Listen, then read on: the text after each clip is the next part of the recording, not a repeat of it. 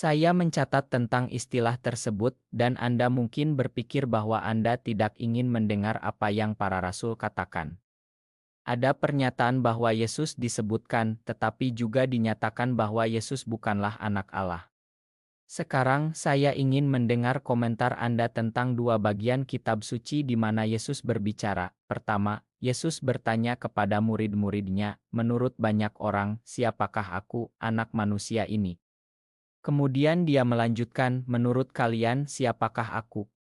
Petrus pun berdiri dan menjawab, "Engkau adalah Kristus, Anak Allah yang hidup." Lalu Yesus berkata kepadanya, "Bukan daging dan darah yang menyatakan hal itu kepadamu, melainkan Bapa-Ku yang ada di surga."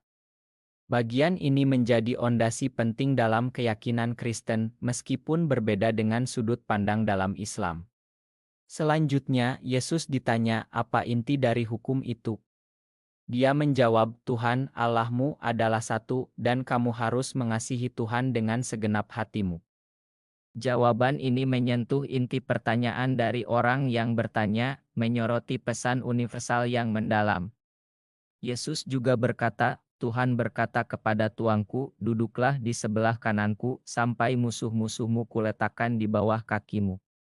Pernyataan ini sering dikaitkan dengan Mazmur, di mana Tuhan menyatakan, "Engkau adalah imam untuk selamanya." Saya berharap Anda dapat memberikan tanggapan atas hal ini. Itu mudah. Alasan mengapa saya harus memberikan penjelasan yang mendalam tentang air adalah karena referensi yang dibuat dalam kehidupan nyata. Saya belum membicarakan tentang status sebagai anak Allah dan semua itu. Mereka mungkin akan berpikir bahwa namanya adalah Gary Miller. Itulah alasannya. Ekspresi ini diucapkan oleh Petrus ketika Yesus bertanya, "Menurutmu, siapakah aku?" Petrus menjawab, "Engkau adalah Kristus, Anak Allah yang hidup." Sekarang, ekspresi anak Allah ini, apa artinya? Ini bukan waktu untuk berdebat, tetapi saya akan memberikan penjelasan karena ini adalah pertanyaan. Jika tidak, saya akan bertanya kepada Anda dan kita akan memperpanjang pertemuan ini hingga tengah malam dan tidak selesai. Anak Allah, apa artinya bagi orang Yahudi? Apakah itu berarti bahwa Allah melahirkan seorang anak? Berapa banyak anak yang dimiliki Allah? Kami bertanya kepada saudara-saudara Kristen kami, berapa banyak anak yang dimiliki Allah? Dan jawabannya adalah, 1.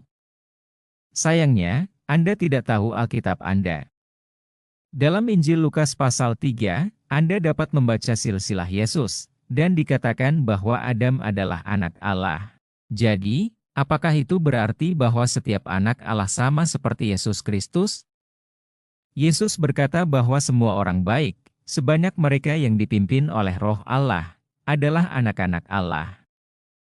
Artinya, setiap orang yang mengikuti kehendak dan rencana Allah adalah orang yang saleh.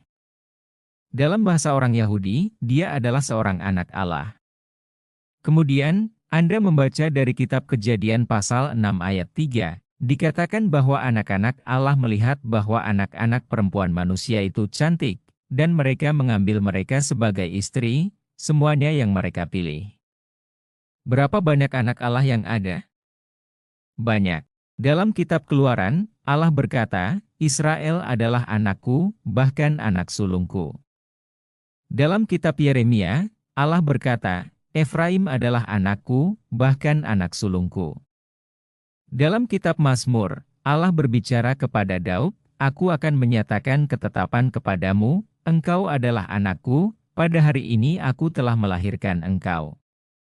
Jadi, dalam bahasa orang Yahudi, dalam idiom mereka, anak Allah tidak berarti lebih dari seorang yang saleh. Adapun tentang Mesias, karena dia adalah Mesias, Mesias tidak berarti Tuhan. Tuhan juga memiliki banyak Mesias dalam Alkitab.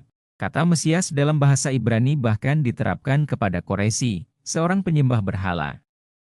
Dalam kitab Yesaya, Tuhan berkata, "Aku yang menamai engkau, meskipun engkau tidak mengenal aku." Artinya, walaupun engkau seorang penyembah berhala, aku tetap menyebutmu Mesias. Namun, orang Kristen menerjemahkan kata Mesias menjadi yang diurapi sesuai keinginan mereka. Kadang-kadang mereka menerjemahkannya sebagai Kristus, dan di waktu lain, mereka menerjemahkannya sebagai yang diurapi. Anda bahkan menemukan kata Mesias diterapkan pada benda-benda seperti pot, panci, dan tanduk dalam Alkitab. Dalam buku saya, Kristus dalam Islam, Anda dapat memeriksanya.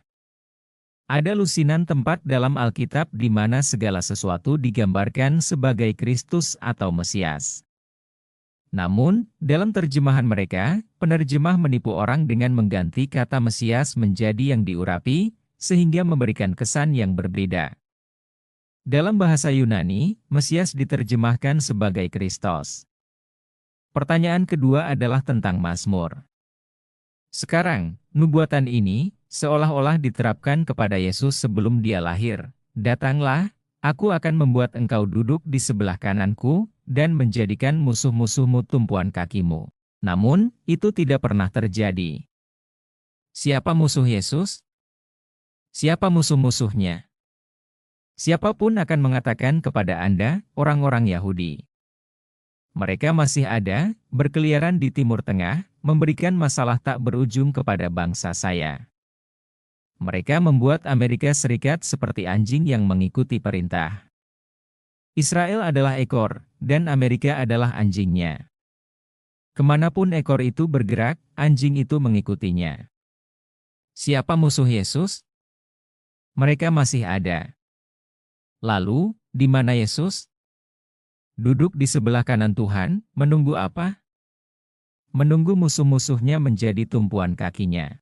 Sudah 2000 tahun, dan apa yang dilakukan? Hanya menunggu. Itu tidak berlaku untuk Yesus. Jika iya, maka ini adalah pemandangan yang sangat menyedihkan. Anda setuju, bukan? 2000 tahun, seorang pria hanya duduk dan menunggu musuh-musuhnya menjadi tumpuan kaki, sementara mereka masih berkeliaran di dunia.